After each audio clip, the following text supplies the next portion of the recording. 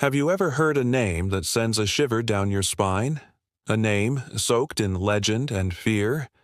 For centuries, one name has echoed through the halls of English history, whispered with a mix of sorrow and terror. Bloody Mary. Imagine this. The morning fog rolls off the River Thames, clinging to the cold stone of the Tower of London. The bells of a distant church toll, their sound muffled and lonely in the empty streets. In the town squares, fires crackle, casting long, dancing shadows. And above it all, a crown glints in the pale English sun, worn by a woman whose story is far more complex than the bloody nickname she earned. This is the story of Mary Tudor. A girl abandoned by her father, a queen forged in the fires of heartbreak, and a ruler who believed she was saving her people's souls, even as the flames rose higher and higher.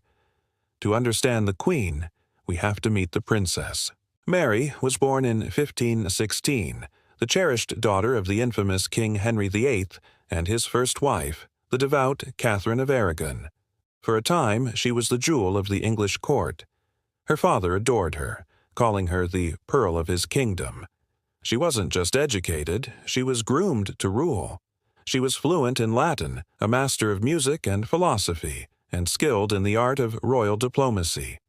Everyone believed she was destined to become England's first great queen, ruling in her own right.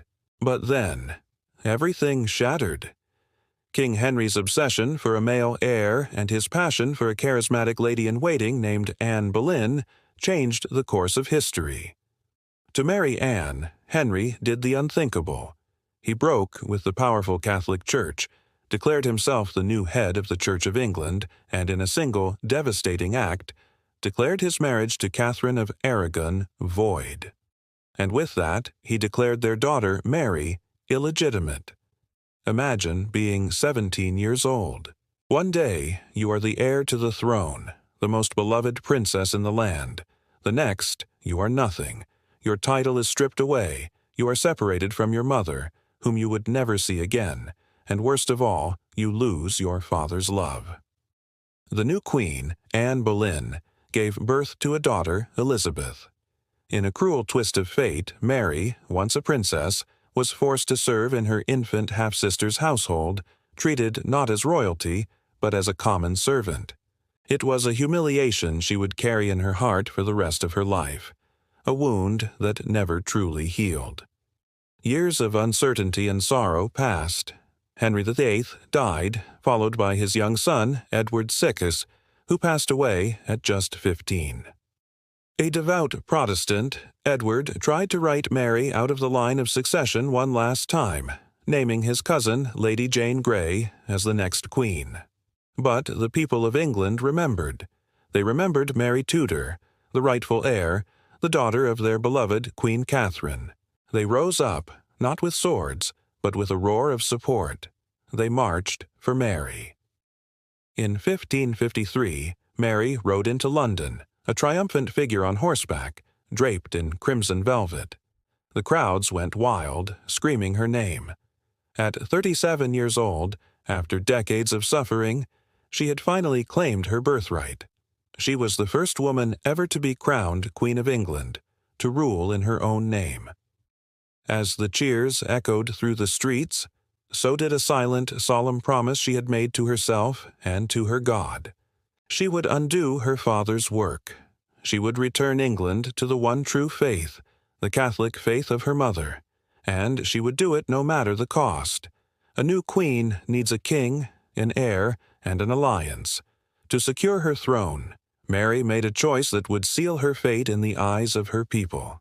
She married Prince Philip of Spain, the future king of the most powerful and staunchly Catholic empire in the world. The English people were terrified. Whispers turned to public outcry. England will become a Spanish province, they feared. Parliament itself protested the union. Even her younger sister, Elizabeth, watched from the shadows, her silence speaking volumes. But Mary's heart, for the first time in a long time, was filled with hope. She craved love, a partner to share her burdens. More than anything, she wanted a child, a Catholic heir to secure her legacy, and for a fleeting, glorious moment, she thought her prayers were answered. Her belly began to swell, her royal robes were let out, and the court began to celebrate the coming prince. But the months dragged on, and no baby came. The doctors were forced to deliver the devastating news. It was a phantom pregnancy, a cruel trick of a desperate mind and body. Soon after this public and personal humiliation, Philip, her husband, left England. Mary was alone once more. Her hopes for love and a family turned to ash. With her personal dreams shattered, Mary poured all of her energy, all of her iron-willed determination, into her public mission. She believed England was sick, not from rebellion or poverty, but from a spiritual disease, heresy.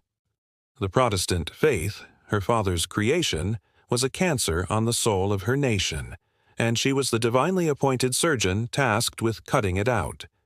Beginning in 1555, the purge began. Heresy laws were revived, and the arrests started. Hundreds of people who refused to renounce their Protestant beliefs were dragged from their homes. They weren't just influential figures like bishops and scholars.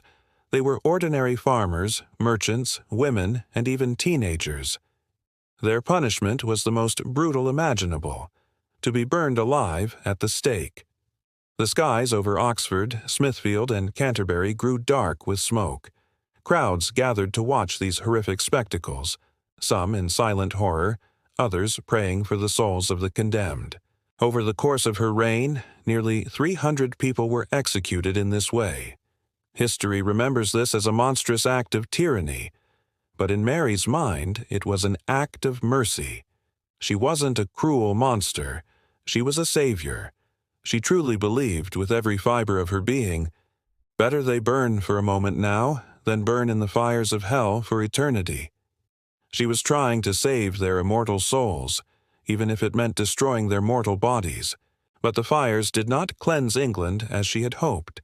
Instead, they hardened hearts against her. Her body grew weak, her health failed, and the phantom pregnancies returned, each one a fresh wave of grief. Her husband, Philip, never returned to her side. The English people, horrified by the burnings, rejected her Catholic reforms more forcefully than ever. And there, in the background, was her sister, Elizabeth, the daughter of the woman who had ruined Mary's life, now waiting quietly, patiently, for the crown to pass to her.